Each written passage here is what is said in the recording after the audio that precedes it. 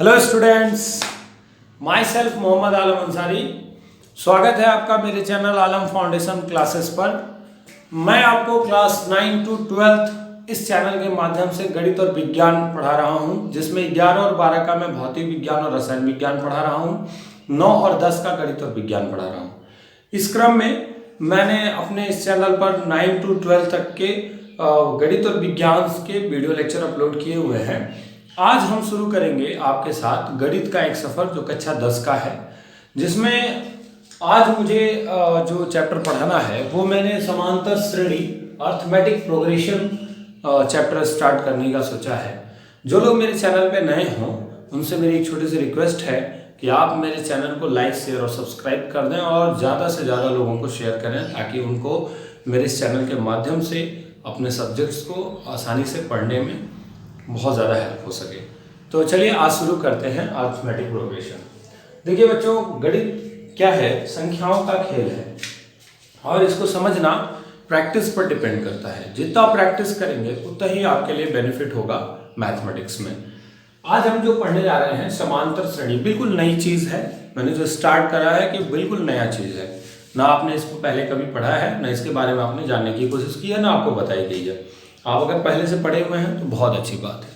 तो arithmetic progression, समांतर श्रेणी नाम से अगर हम सिर्फ इसके चैप्टर के नेम पर डिपेंड थोड़ा सा डिफाइन करें, अगर इस पर बात करें, समांतर श्रेणी हिंदी में अगर इसका हम अर्थ लें, समान अंतर वाली श्रेणी, समान अंतर वाली श्रेणी। यहीं से हमारी सारी बात क्लियर हो जाती है कि हमें ऐसी श्रेणी मिलेगी जिसके बीच का गैप जो होगा, अंतर का मतलब डिफरेंस है, जिसके बीच का जो गैप होगा वो क्या होगा? समान होगा, इक्वल होगा, बराबर होगा। तो समांतर श्रेणी क्या होगा? वह श्रेणी जिसमें संख्याओं के बीच का अंतर क्या होगा? समान होगा। द गैप बिटवीन नंबर्स क्या होगा? वो हमेशा इक्वल होगा, सेम होगा। पहले अभी समांतर श्रेणी को मैंने छोटे से शब्दों में डिफाइन किया, लेकिन अभी हमें इसके पहले कुछ बातें जाननी है, जिसमें हमें सबसे पहले सीखना है कि अनुक्रम और सीरीज क्या होता है। हमें जानना है सीक्वेंस और श्रेणी क्या होता है। सीक्वेंस का क्या मतलब होता है? आप देखे होंगे बच्चों कि मान लीजिए आपके पास डिफरेंट टाइप्स के सबस्टेंस हैं, ठीक है, और आपको उनको अरेंज करने के लिए कहा जाए, रखने के लिए कहा जाए, व्यवस्थित करने के लिए कहा जाए, तो आप जरूर अपने माइंड सेटअप के अनुसार कुछ ना कुछ एक क्रम बनाते हैं कि छोटी चीज़ को कहाँ रखनी है, बड़ी चीज़ को कहाँ रखनी है, एक आप सीक्वेंस बनाते हैं। तो उसी तरह से मैथमेटिक्स के हिसाब से सीक्वेंस क्या है मैंने डिफाइन किया है। A sequence is an arrangement, एक व्यवस्था है, एक ढंग है, व्यवस्था है, किसका? नंबर्स का, संख्याओं का। मैथमेटिक्स में मैंने कहा संख्याओं का खेल है। तो a sequence is an arrangement of numbers, ये संख्याओं का एक ऐसी व्यवस्था है इन अ डिफिनिट ऑर्डर्स, जो एक निश्चित क्रम में व्यवस्थित होते हैं, अकॉर्डिंग टू सम रूल्स, किसी नियम के अनुसार उनको हम लगाते हैं। जैसे मैं जब पढ़ता था बचपन में, हमारी जब क्लासेस हुआ करती थी प्राइमरी जूनियर में, तो हमारे टीचर्स हमको क्लासरूम में कैसे बैठाते थे? कद के अनुसार बैठाते थे। कहते थे जो सबसे छोटे कद का है वो आगे बैठेगा, फिर उससे बड़े वाले कद का उससे पीछे बैठेगा। तो क्या है कि एक सीक्वेंस होता था, वो एक क्रम बना है, और वो क्रम किसके अनुसार बना है? यहाँ लिखा हुआ ना, अकॉर्डिंग टू सम रूल्स। वहाँ रूल्स क्या था? रूल्स था हाइट का। हाइट जिसकी सबसे छोटी होगी वो आगे बैठेगा। तो अगर हम संख्याओं को ही एक क्रम में रखें और उनको किसी रूल्स के अकॉर्डिंग रखें, उन पर कोई रूल्स अप्लाई करके उनको रख रहे होंगे, तो वो क्या कहलाएगा? सीक्वेंस। मैंने हिंदी में लिखा है संख्याओं का एक ऐसा समुच्चय जिनको किसी निश्चित क्रम में रखा गया हो, एक फिक्स्ड ऑर्डर हो उनका, एक डेफिनिट ऑर्डर हो, और जो किसी निश्चित नियम के अनुसार हो, कोई एक फिक्स लॉ, कोई एक फिक्स रूल उस पे लगे, तो वही क्या कहलाएगा? अनुक्रम या सीक्वेंस कहलाएगा। जैसा कि मैंने कुछ एग्जांपल्स आपको बना के रखा है बोर्ड पे, देखिए ध्यान से। 1 3 5 7, आप देख रहे हैं कि 1 के बाद 3 आ रहा है, 3 के बाद 5 आ रहा है, 5 के बाद 7 आ रहा है। तो आपको इस नंबर्स में क्या एक नया दिख रहा है?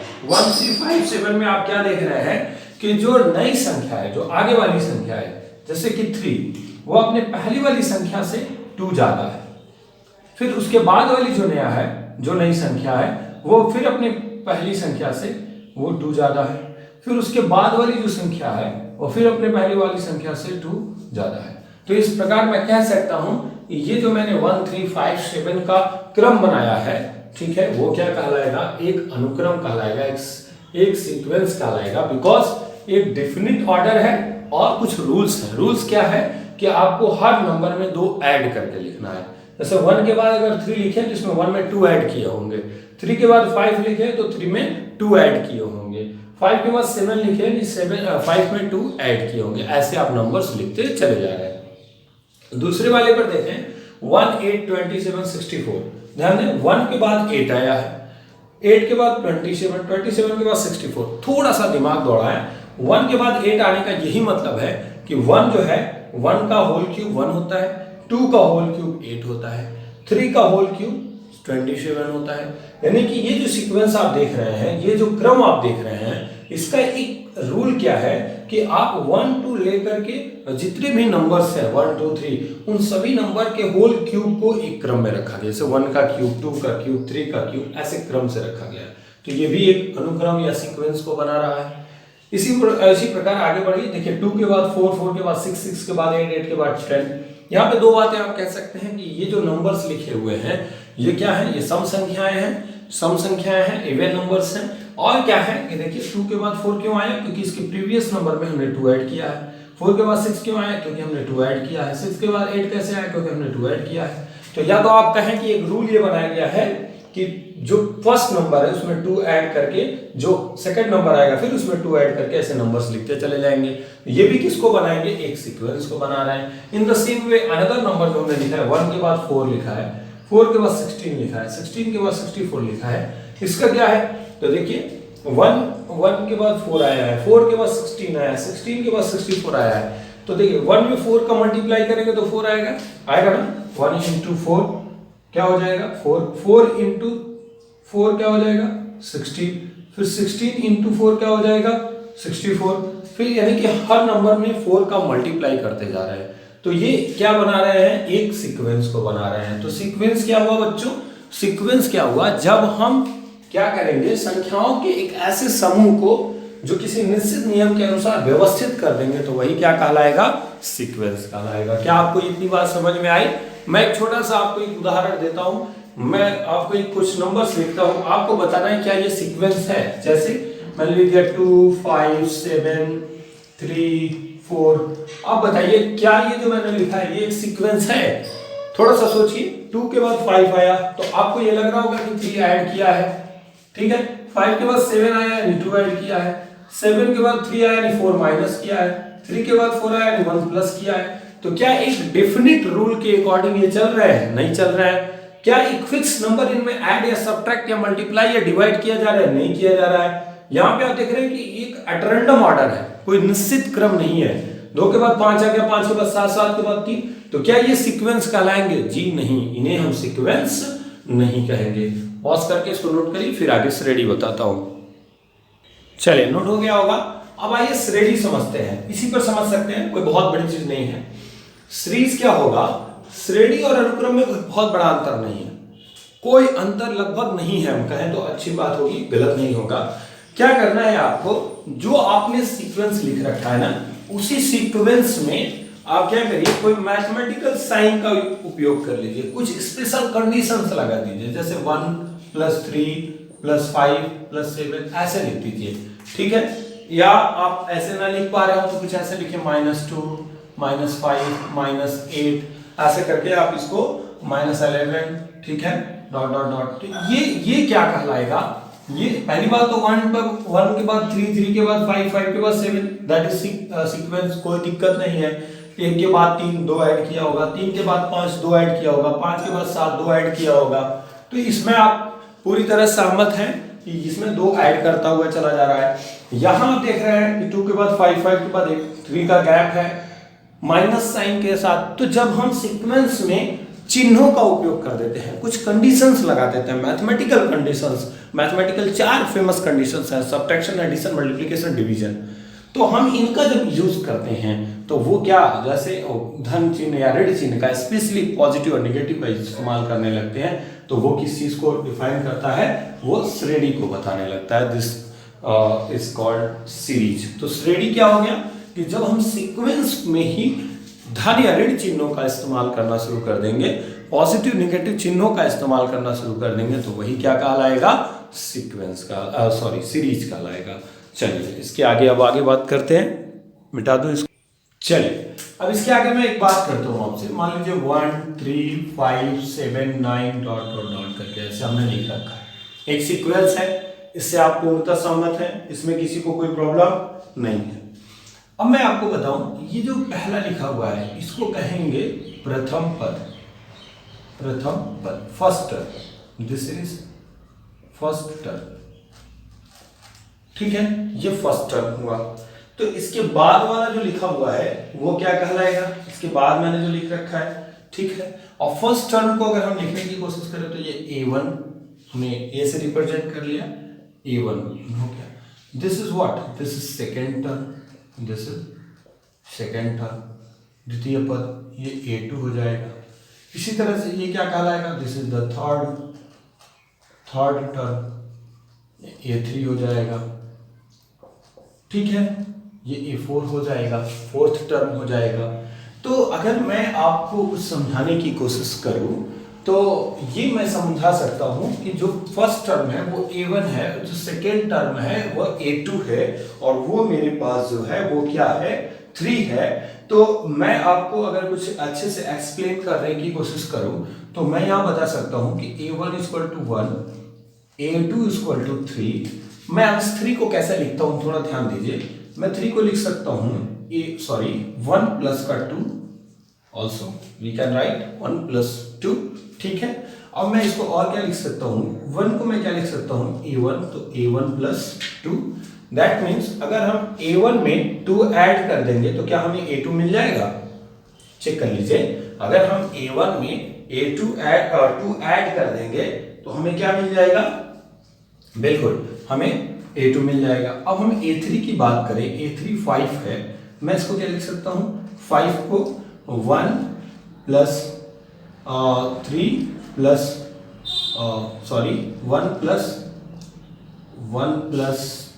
2 + 2 ऐसे भी लिख सकते हैं हम, ठीक है, लिख सकते हैं, बिल्कुल लिख सकते हैं। 1 + 2 + 2 लिख सकते हैं, ठीक।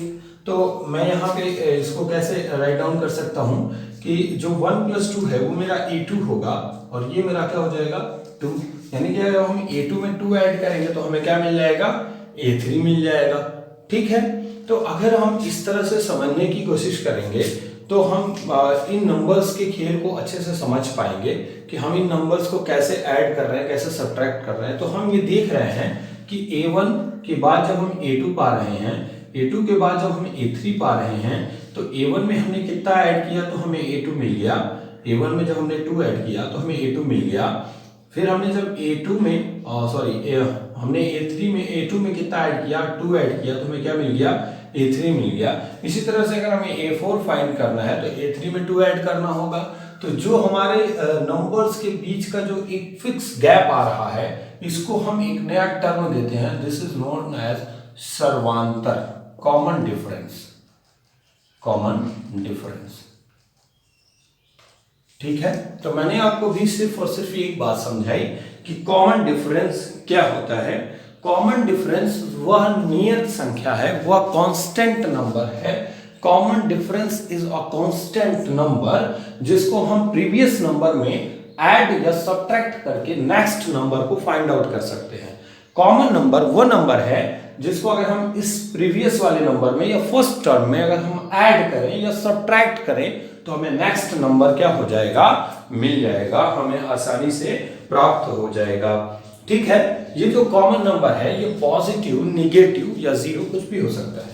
कॉमन नंबर क्या क्या हो सकता है, पॉजिटिव, निगेटिव और जीरो कुछ भी हो सकता है। निगेटिव, पॉजिटिव और जीरो कॉमन नंबर आपका कभी भी कॉमन डिफरेंस पॉजिटिव भी हो सकता है, नेगेटिव भी हो सकता है, और क्या मिल सकता है आपको, जीरो भी मिल सकता है। तो इस प्रकार मैं कह सकता हूं कि जो मेरा कॉमन डिफरेंस है इस नंबर का वो क्या है, 2 है। तो पहला चीज आप बच्चों जानिए कि कोई भी आपको एक सीक्वेंस दिया हो तो उसको आप कॉमन नंबर उसका कैसे फाइंड आउट करेंगे। फर्स्ट टर्म क्या होता है, जो सबसे पहले लिखा होगा वही उस नंबर का क्या कहलाएगा, फर्स्ट टर्म कहलाएगा। जैसे इस सीक्वेंस का फर्स्ट टर्म क्या हुआ, 1 होगा। इसी प्रकार मैं और भी संख्या लिखता हूं, मैं लिख दूं अगर 2 4 6 8 10 डॉट डॉट। आप यहां से बताइए कि फर्स्ट टर्म इसका क्या है। ठीक है, बहुत अच्छे। इसका जो फर्स्ट टर्म होगा, जो पहला पद होगा वो क्या हो जाएगा बताइए, a1 इक्वल टू 2। ठीक है, इसका जो कॉमन डिफरेंस होगा, वो कितना आएगा बताइए। तो आप क्या करेंगे, कॉमन डिफरेंस के 2 से 4 कैसे फाइंड आउट करेंगे। देखिए, आपको कॉमन डिफरेंस निकालने का भी फार्मूला भी बताऊंगा। अभी पहले आप अपने दिमाग पे थोड़ा जोर दीजिए, काम करिए, थोड़ा अपने दिमाग का भी यूटिलाइजेशन करिए, तो आपको समझ में आएगा कि 2 के बाद 4 तभी आएगा जब हम 2 में 2 ऐड करेंगे। 4 के बाद 6 तभी आएगा जब हम 4 में 2 ऐड करेंगे। 6 के बाद 8 तभी आएगा जब हम क्या करेंगे, यहाँ भी 2 ऐड करेंगे। 8 के बाद 10 तभी आएगा जब यहाँ भी हम 2 ऐड करेंगे। तो कॉमन डिफरेंस यहाँ क्या दिख रहा है कि 2 ऐड करने पर हमें नंबर मिल रहा है। ये कॉमन डिफरेंस हमारे लिए क्या हो जाएगा, 2 हो जाएगा। एक बात और मैं आपको बता दूं, यहाँ जो फर्स्ट टर्म है इसको हम T1 से भी रिप्रेजेंट कर सकते हैं, सेकंड टर्म को T2 से, थर्ड टर्म को T3 से। T1 का मतलब फर्स्ट टर्म, T2 का मतलब सेकंड टर्म, T3 का मतलब थर्ड टर्म। आप चाहें तो टर्म्स कहें या T1 T2 T3 T4 ऐसे पढ़ें, या आप इसको कैसे पढ़ सकते हैं, A1 A2 A3 and so on. तो मैंने आपको अभी सिर्फ समझाया कि कॉमन डिफरेंस कैसे किसी नंबर में हम फाइंड आउट करेंगे। कुछ और एग्जांपल्स देख करके हम कॉमन डिफरेंस निकाल लेते हैं ताकि हमें और अच्छे से इसके बारे में पता चल जाए। जैसे मैंने लिखा है यहाँ पे 11 9 7 5 3 डॉट। यहां पे अगर हमसे कहा जाए तो यहां जो मैंने लिखा है, ये नंबर्स जो हमने लिख रखे बोर्ड पे, इन नंबर्स के बारे में आप क्या कहेंगे। इन नंबर्स के बारे में हम देख रहे हैं कि 11 के बाद 9 आ रहा है, 9 के बाद 7, 7 के बाद 5, 5 के बाद 3, एक सीक्वेंस को बता रहा है। और 11 के बाद 9 आने का मतलब इसमें 2 सब्ट्रैक्ट हुआ है। ध्यान दीजिए, 11 से 9 कैसे होगा, 2 माइनस करेंगे, फिर 9 से 7 कब होगा, 2 इसमें माइनस करेंगे। 7 से 5 कैसे होगा, 2 इसमें माइनस करेंगे। 5 से 3 कैसे होगा, इसमें भी 2 माइनस करेंगे। तो हम क्या कर रहे हैं, इन नंबर्स में 2 माइनस करते जा रहे हैं। तो जो हम संख्या, जो एक फिक्स नंबर हम माइनस करेंगे या ऐड करेंगे, सब्ट्रैक्ट या ऐड करते हैं, this is known as common difference. तो यहाँ का जो कॉमन डिफरेंस होगा वो क्या हो जाएगा, माइनस का 2। तो मैंने अभी आपको समझाया कि कोई नंबर्स अगर आपको दिए गए हैं तो उन नंबर्स के कॉमन डिफरेंस आप कैसे फाइंड आउट करेंगे। कुछ एग्जांपल्स मैंने कराए, आप पॉज करके नोट कर सकते हैं। चलिए, अब मैंने यहाँ पे 3 नए सीक्वेंस ले रखे हैं। This one is the first sequence, this one is the second, that one is the third. मैंने 3 नए सीक्वेंस लिया है, पहला, दूसरा और तीसरा। तीनों को आप ध्यान से समझिए। पहले ये समझने की कोशिश करिए कि क्या ये एक्चुअल में कोई सीक्वेंस लिखे गए हैं। तो आपको ये समझना बहुत आसान होगा अगर आपने अभी जो पहले पढ़ाया उसको समझ गए होंगे। तो जैसे 1 के बाद 4, 4 के बाद 9, 9 के बाद 16, 16 के बाद 25। यहाँ पर आप देख रहे हैं कि 1 के बाद 4 आ रहा है, 4 के बाद 9, 9 के बाद 16, यानी कि हर एक संख्या का वर्ग ही है ये। ठीक है, ये कैसे अभी चेक करेंगे हम। यहाँ पे देखिए 2 के बाद 6, 6, 4 के बाद 6, 6 के बाद 8, 8 के बाद 10, यहाँ 2 ऐड होता जा रहा है। 1 3 5 7, यहाँ भी वही हो रहा है। तो इनके लिए अगर हम कुछ और बातें समझने की कोशिश करें तो हमारे लिए ज्यादा बेनिफिशियल होगा। तो चलिए आइए शुरू करते हैं। इनके लिए जो अन्य बातें हमें सीखनी चाहिए उनको हम समझने की कोशिश करते हैं। जैसे अगर मैं इसके फर्स्ट टर्म की बात करूं A1, तो A1 क्या होगा मेरे लिए, 1। इस बात से आप सब लोग सहमत हैं। A1 मुझे कितना मिलेगा, 1 मिलेगा। ठीक है, अगर मैं इस 1 को राइट डाउन करने की कोशिश करूं तो 1 का स्क्वायर भी हम लिख सकते हैं। A2 में क्या लिखूंगा बताइए। A2 में लिख सकता हूं 2, A2 जो हमारा 4 है इसको मैं लिख सकता हूं 2 का स्क्वायर, बिल्कुल लिख सकते हैं। 2 का स्क्वायर 4 होगा। A3 क्या होगा, तो A3 हमारा जो 9 है वो मैं क्या लिख सकता हूं, 3 का स्क्वायर लिख सकता हूं। ठीक है, इसी प्रकार मैं अगर A4 की बात करूं तो A4 हमारा 16 है जिसको मैं 4 का स्क्वायर लिख सकता हूं। तो हम यहां से एक बात समझ पा रहे हैं कि अगर हमें फर्स्ट टर्म पूछता है तो जिस टर्म की बात कर रहा है उस टर्म का स्क्वायर होना चाहिए। अगर हमसे थर्ड टर्म की बात कर रहा है तो 3 का स्क्वायर कर दे रहे हैं। अगर हमसे फोर्थ टर्म की बात कर रहा है तो 4 का स्क्वायर करेंगे। अगर हमसे 6 टर्म की बात करेगा, जो मैंने अभी नहीं लिख रखा है, तो क्या हो जाएगा 6 टर्म क्या हो जाएगा, यहाँ अभी आएगा वो चेक किया जाए कितना होता है 6 का स्क्वायर, और 6 का स्क्वायर कितना हो जाएगा 36, बिल्कुल वही आने वाला है यहाँ पे 35 पे बस 36 ही आएगा। ठीक है, तो इस प्रकार हम देख रहे हैं कि ये जो सीक्वेंस है उस सीक्वेंस का एक मैथमेटिकल हम फॉर्मेट क्या बना सकते हैं, मैथमेटिकल फॉर्मेट ये बना सकते हैं कि जैसे पहली वाली संख्या पूछ रहे हैं तो 1 का वर्ग, दूसरी संख्या पूछ रहे हैं तो 2 का वर्ग 2 का स्क्वायर, चौथी पूछ रहे हैं तो 4 का वर्ग, यानी जो यहाँ लिखा रहेगा उसी का वर्ग होना है। तो अगर मैंने आपसे 20वीं संख्या पूछ दी तो क्या करेंगे, इसको 20 लिखते जाएंगे नहीं, उसके लिए आपको क्या करना है an इक्वल टू, यानी मतलब जो हमें टर्म पूछा जाएगा nth टर्म, ठीक है, तो वो क्या हो जाएगा n स्क्वायर। देखिए क्यों, जो यहाँ है उसी का तो वर्ग होना है, सेकंड टर्म पूछ रहे तो सेकंड का स्क्वायर। ये एक ऐसा सीक्वेंस है जो इस लॉ को, इस रूल को फॉलो कर रहा है। ये रूल क्या है, an equal to n square. इस बेसिस पर मैं ये कह सकता हूं कि जो सीक्वेंस है वो किस हिसाब से डिफाइन किया गया है, ये जो सीक्वेंस बना है वो an equal to n square के बेसिस पर डिफाइन किया गया है। तो this is the basic rule for this sequence. आइए यहां देखिए, फिर समझा देता हूं आपको। 1 4 9 16 25 36 में आप देख रहे हैं कि जो पहली संख्या है वो 1 है, 1 को हम 1 का स्क्वायर लिख सकते हैं। दूसरी संख्या 4 है, इसको हम 2 का स्क्वायर लिख सकते हैं। तीसरी संख्या 9 है, उसको हम 3 का स्क्वायर लिख सकते हैं। इस प्रकार हम देख रहे हैं कि जिस संख्या की हमसे बात कर रहा है उसी का वर्ग करना है। तो अगर हमसे nवीं संख्या पूछेगा, nth टर्म पूछेगा, मान लीजिए आपसे पूछ दिया कि 10वीं संख्या बताइए, 10वां संख्या बताइए, 10वां टर्म बताइए, तो 8 10 इक्वल टू क्या हो जाएगा 10 स्क्वायर, और 10 स्क्वायर क्या होगा 100। दिस इज आवर आंसर हो जाएगा। तो आपको इस बात का ध्यान देना होगा कि कौन सा टर्म आपसे पूछा जा रहा है। यहाँ जो पहली संख्या है वो 2 है, बिल्कुल। यहाँ जो दूसरी संख्या है वो क्या है 4 है, इसको हम क्या लिख सकते हैं 2 इंटू 2 लिख सकते हैं। देख लीजिए ध्यान से, 2 इंटू 2 लिख सकते हैं, बिल्कुल लिख सकते हैं, थोड़ा ध्यान से समझिए, 2 इंटू 2 लिख सकते हैं, बिल्कुल ठीक है। अब A2 हो गया, अब A3 थोड़ा देखिए क्या हो जाएगा, A3 क्या हो जाएगा 6, वो कितना हो जाएगा 2 इंटू का 3। A4 क्या हो जाएगा 8, 2 इंटू का 4। अच्छा, तो आप क्या समझ रहे हो, अब आप ये समझ रहे हो कि ऐसे ही A5 भी आ जाएगा। आप ये समझ रहे हो कि A1 पूछा तो 2 हो गया, ठीक है भैया, या हम इसको लिख सकते हैं 2 इंटू 1, ऐसा भी तो लिख सकते हैं। A1 को हम 2 इंटू 1 भी तो राइट कर सकते हैं, बहुत अच्छे। A2 को हम क्या लिख सकते हैं 2 इंटू 2, ठीक है। A3 को क्या लिख सकते हैं 2 इंटू का 3। A4 को क्या लिख सकते हैं 2 इंटू का 4। अभी कमाल की बात ये देखिए कि अगर हमसे 2 नंबर पूछ रहा है, दूसरा टर्म पूछ रहा है, तो 2 इंटू 2 हो रहा है, जिस टर्म की बात कर रहा है वो यहाँ आ रहा है। A3 की बात कर रहे हैं तो 2 into 3, 2 is the fix number, ठीक है।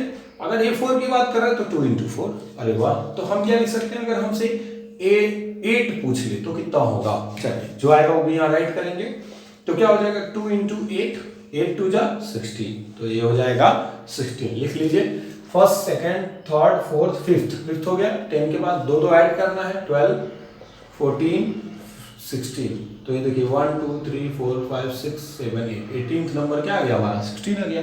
इस बेसिस पर अगर मुझे nth टर्म निकालना है तो an इक्वल टू मैं क्या लिखूंगा बताइए फटाक से, बिल्कुल 2 into 2 is the fix number, और जिस नंबर की बात कर रहे हो यहाँ आ रहा है, तो अगर n नंबर की बात कर रहे हो तो यहाँ n लिखेंगे। तो ये हमारा किस सीक्वेंस, जो हमारा सीक्वेंस बना है उसका जो फंडामेंटल रूल बनाया है वो क्या बनाया है 2 इंटू n के बेसिस पर हमारा ये सीक्वेंस प्रिपेयर किया गया है, बनाया गया है, तैयार किया गया है। अब हम आएंगे 13579 के टर्म पर। 13579 पे आइए, थोड़ा सा इंटरेस्टिंग है ये, मजा आएगा इसमें, थोड़ा करते हैं, देखते हैं कि क्या इसमें इंटरेस्टिंग है। A1 इक्वल टू 1 है, ठीक है, A1 इक्वल टू 1। अच्छा, A2 इक्वल टू क्या है 3 है, 3 में 2 इंटू 1 करेंगे तो कुछ नहीं होने वाला। अच्छा, थोड़ा सा समझिए, ये 1 कैसे आएगा, अगर मैं 2 इंटू 1 करके माइनस का 1 कर दूं तो देख लीजिए क्या मैंने सही किया है। 2 इंटू 1 करके अगर मैं माइनस का 1 कर दूं तो क्या मिल जाएगा, A1 मुझे मिल जाएगा 1। चेक करिए भाई, सही है कि गलत है, जल्दी जल्दी चेक करिए, सब लोग चेक करिए, ठीक है। A2 की बात करिए 3 है, तो 3 का क्या हो जाएगा 2 इंटू 2 माइनस का 1, 2 2 जा 4 में से 1 जाएगा 3। A3 की बात करिए, A3 क्या है मेरे पास 5 है, तो 5 को क्या लिख सकते हैं 2 इंटू 3 माइनस का 1, 2 3 जा 6, 6 माइनस 1 क्या हो जाएगा 5 हो जाएगा। अच्छा, तो अगर मैं इस बेसिस पर आपसे A7 पूछूं तो क्या होगा, चलिए जो आएगा वो यहाँ लिखेंगे। A7 क्या हो जाएगा 2 इंटू, देखिए 1 पूछा तो यहाँ 1 से मल्टीप्लाई किया, 2 पूछा तो यहाँ 2 से मल्टीप्लाई किया, 3 पूछा तो यहाँ 3 से मल्टीप्लाई किया, केवल ये वेरी कर रहा है, बाकी ये मेरा कांस्टेंट है और ये मेरा कांस्टेंट है। ठीक है, तो क्या होगा 7 पूछा तो 2 इंटू 7 माइनस का 1, 7 2 जा, पहले मल्टीप्लाई करेंगे फिर सब्ट्रैक्ट करेंगे, 14 14 में से बन जाएगा क्या आएगा 13, करके देख लीजिए 1 2 3 4 5 5 6 और ये हो गया मेरा 7, 13 आ गया। इस बेसिस पर मैं रूल क्या दे सकता हूं, ए एन इक्वल टू, क्या दे सकता हूं A N equal to, nth term अगर चाहिए हमें तो 2 इंटू, देखिए अगर 7 पूछा तो 7 से मल्टीप्लाई, तो nth पूछा तो n से मल्टीप्लाई माइनस का 1, तो यहां जो सीक्वेंस बन गया वो क्या बन गया 2 इंटू n माइनस का 1। तो मैं इस एग्जांपल्स के थ्रू आपको यही समझाने की कोशिश कर रहा था कि जो हमें सीक्वेंस दिए जाते हैं मैथमेटिक्स में, हमारे लिए जो सीक्वेंस प्रोवाइड किया गया होगा वो उसके लिए कुछ बेसिक रूल्स होंगे, वो रूल्स हमारे सामने गिवन हो गए। A N equal to N square के बेसिस पे बनाया गया है, A N equal to 2 into N के बेसिस पे ये ड्रॉ किया गया है, और A N equal to 2n minus 1 के बेसिस पर ये ड्रॉ किया गया है। तो जो भी आपको सीक्वेंस होंगे वो किसी लॉ, किसी रूल्स के बेसिस पर बनाए गए होंगे, यही मुझे आपको बताना था इन एग्जांपल्स के थ्रू। प्लीज पॉज करके इसको नोट कर लीजिए। देखिए बच्चों, मैंने आपके लिए कुछ क्वेश्चंस कराए हैं, आपको बोर्ड पे बनाए हैं। an equal to 3n plus 2, first an equal to n square plus 1, second, third one an equal to minus 1 n minus 1 into 2 to the power n। ये आपको दिया गया है कि कोई सीक्वेंस है जो इन रूल्स पर बनाए गए होंगे। ठीक है, ये 3 अलग अलग सीक्वेंस के रूल हैं, 3 अलग अलग सीक्वेंस को इनके बेसिस पर डिफाइन किया गया होगा। आपसे कह रहा है कि आप इनके फर्स्ट टर्म, ध्यान से मेरी बात सुने, first term, fifth term find करिए। आपसे कुछ भी पूछ लेगा, आपसे थर्ड टर्म पूछ लेगा, आपसे फोर्थ टर्म पूछ लेगा। चलिए मैं एक काम भी कर देता हूं, आपको होमवर्क ये दे देता हूं कि मैंने फर्स्ट और फिफ्थ टर्म की बात की है, आप सेकेंड, थर्ड, फोर्थ और सेवेंथ टर्म आप खुद निकालिएगा। चलिए बहुत अच्छे। फर्स्ट टर्म क्या करेंगे, फर्स्ट टर्म के लिए कैसे क्या करते हैं, फर्स्ट टर्म के लिए हमें n इक्वल टू 1 पुट करना होता है। चलिए फर्स्ट टर्म के लिए हमें n इक्वल टू क्या पुट करना होता है भाई, 1 पुट करना होता है। तो फर्स्ट टर्म के लिए अगर हम n इक्वल टू 1 पुट करेंगे तो क्या हो जाएगा a1। ठीक है, जहां n है वहां 1 पुट करेंगे ना, इक्वल टू 3। अभी मत करिएगा कि सर ये देखिए, देखिए सर ये हो गया फर्स्ट टर्म का और ये प्लस का 2, बस 32 इज द आंसर। अरे भैया 3 इंटू n है, 3 और इंटू का 1 होगा। ठीक है, चलिए 3 1 जा 3 प्लस 2 क्या हो गया 5। इसी तरह फिफ्थ टर्म की बात की थी मैंने, फिफ्थ टर्म की बात किया करा हूं तो क्या हो जाएगा फिफ्थ टर्म, बताइए फटाक से, जो फिफ्थ टर्म होगा वो क्या हो जाएगा, हाँ बताइए, a5 equal to 3 into 5 plus का 2, n इक्वल टू 5 रखा, जहां n है वहां 5 रखा, 3 5 जा 15, पहले मल्टीप्लाई 5 3 15 2 17, ये हो गया फिफ्थ टर्म। यहाँ पे निकाले फर्स्ट टर्म, यहाँ पे जो फर्स्ट टर्म आएगा क्या इंटरेस्टिंग आएगा, बहुत ही अच्छा आने वाला है first term. n equal to क्या रखेंगे 1, फर्स्ट टर्म के लिए n इक्वल टू क्या रखेंगे 1, तो a1 इक्वल टू 1 का स्क्वायर प्लस 1, 1 का स्क्वायर डबल 1 होगा प्लस 1 इक्वल टू 2। अगर मैं फिफ्थ टर्म की बात करूं तो क्या हो जाएगा FIFTH, फिफ्थ टर्म की बात करूं तो फटाफट बताइए क्या हो जाएगा, फिफ्थ टर्म क्या हो जाएगा 5 का स्क्वायर प्लस का 1, 5 का स्क्वायर 25 प्लस 1 इसका टू 26 हो जाएगा। चलिए अब आइए यहाँ जाइए, यहाँ फर्स्ट टर्म क्या हो जाएगा भाई, यहाँ फर्स्ट टर्म क्या हो जाएगा, यहाँ फर्स्ट टर्म हो जाएगा n इक्वल टू 1 रखना होगा, तो a1 इक्वल टू माइनस का 1, डरिए मत माइनस से, यहाँ n equal to 1 minus 1 into 2 to the power 1। ध्यान दीजिए जहां जहां n है वहां वहां 1 होना चाहिए क्योंकि फर्स्ट टर्म निकालना है। तो a1 इक्वल टू माइनस 1 पे पावर 0, 1 माइनस 1 0 इंटू का 2, 1 पे पावर 0 हो, किसी भी नंबर पे 0 पावर होने का क्या मतलब होता है, 10 टू द पावर अगर हम 0 लगा दें तो क्या मतलब होता है बताइए, 10 टू द पावर अगर हम 0 लगा दें तो उसका क्या मतलब होता है? उसका मतलब ये होता है कि वो 1 हो गया। तो -1 पे 0 पावर का मतलब 1, तो a1 इक्वल टू क्या हो जाएगा? 1 × 2 इक्वल टू 1 हो जाएगा।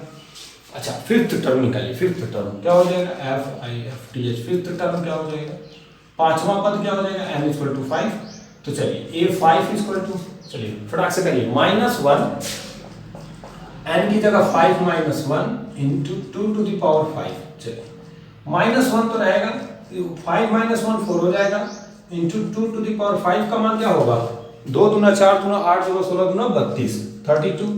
-1 पे 4 का क्या मतलब होगा? देखिए जब -1 पे अगर n पावर रहे और n आपका सम हो तो इसका आंसर 1 आता है इवन होने पर।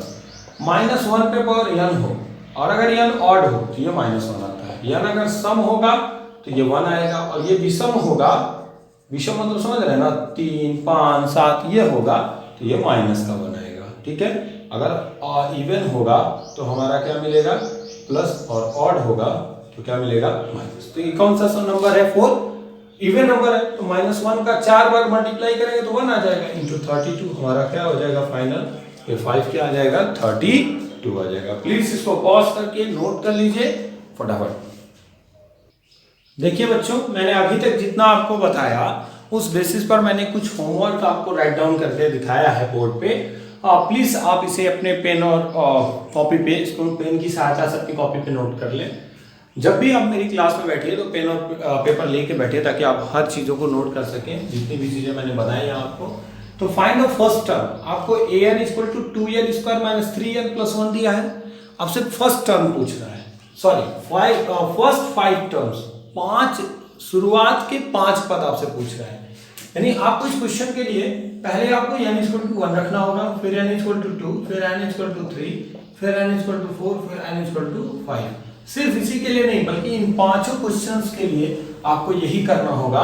आपको इन फॉर्मूले में n की जगह 1 रखेंगे, लिखेंगे first term, n equal to 1 put करने पर an की वैल्यू आएगी, a1 आएगी, a2 इसी तरह, a3, a4, a5। अगला क्वेश्चन है इफ an इक्वल टू, यदि जो nth टर्म है वो इस सीक्वेंस से दिया जाए, इस फार्मूले से दिया जाए, सेम क्वेश्चन की तरह है, लेकिन यहाँ स्पेसिफिक a1 और a2 की बात कर रहा है। केवल आपको a1 बताना और a2 बताना। तो जहां n है वहां 1 रखिए, आपको a1 मिल जाएगा, जहां n है वहां 2 रखिए, आपको a2 मिल जाएगा। कह रहा है कि अगर an equal to 3n - 2/4n + 5 हो तो a9 और a6 बताना है आपको। यानी कि आप n की जगह क्या रखेंगे? 9 रखेंगे, और जब 6 निकालना होगा तो n की जगह क्या रखेंगे? 6 रखेंगे। दोनों साइड में जहां जहां n है वहां वहां 9th टर्म निकालना है तो 9 और 6th टर्म निकालना है तो 6 रखेंगे। Find the next 5 terms. ध्यान दीजिए, इस क्वेश्चन को बहुत अच्छे से समझिए। आपसे कह रहा है कि अगले 5 पद को बताइए, यानी फर्स्ट टर्म आपको गिवन है और वो है -1, second term, third term, fourth term, fifth term बताना है। एक बात आपको देख रहा है कि n की वैल्यू आप जब रखेंगे तो 2 रखेंगे या 2 के बराबर, 2 से बड़ा रखेंगे या 2 के बराबर रखेंगे। इधर का मतलब क्या होगा? इसका मतलब ये होगा कि x बड़ा है, यानी n बड़ा है 2 से, और ऐसे बना दिया यानी n 2 भी हो सकता है। तो आप तो 1 नहीं रखेंगे क्योंकि फर्स्ट टर्म पता है, 2 रखेंगे, 3 रखेंगे, 4th रखेंगे, इस तरह से फिफ्थ टर्म आपको मिलेंगे। यानी कि आपको 2, 3, 4, 5, 6 यहां तक आपको रखना होगा। अगले वाले क्वेश्चन में भी यही करना है। अगले वाले क्वेश्चन में ये कंफर्म है कि n की वैल्यू आप 1 से ज्यादा ही रखेंगे, 1 नहीं रख सकते क्योंकि n क्या है? 1 से बड़ा है। तो अगर फर्स्ट टर्म 4 है तो यहाँ n की वैल्यू 2 रखनी होगी, सेकंड टर्म मिलेगा 3 रखेंगे तो फोर्थ टर्म मिलेगा। ऐसे 5 टर्म और आपको फाइंड आउट करने हैं। क्वेश्चंस नोट कर लीजिए प्लीज।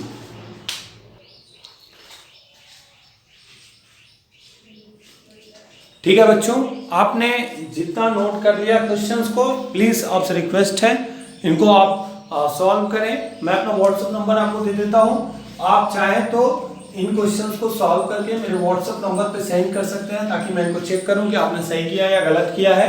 ठीक है, प्लीज आप जो भी मैथमेटिक्स की क्लास होगी उसको सीक्वेंस वाइज देखिएगा। सीक्वेंस पढ़े हैं, सीक्वेंस को समझिए, क्रम से आपको पढ़ना है और डेली बाय डेली इस पे काम करना है। मैं कोशिश करूंगा कि साइंस और मैथ के दोनों क्लासेस आपको पर डे दे सकूं। ठीक है, मेरे चैनल को लाइक शेयर और सब्सक्राइब आप तो कर ही दिए होंगे, शेयर भी कर दीजिए। बहुत बहुत धन्यवाद। प्लीज अगेन मेरे चैनल को सब्सक्राइब करिए तो बेल आइकन को हिट करिए ताकि आपको नए वीडियो की नोटिफिकेशन मिल जाए। Thank you.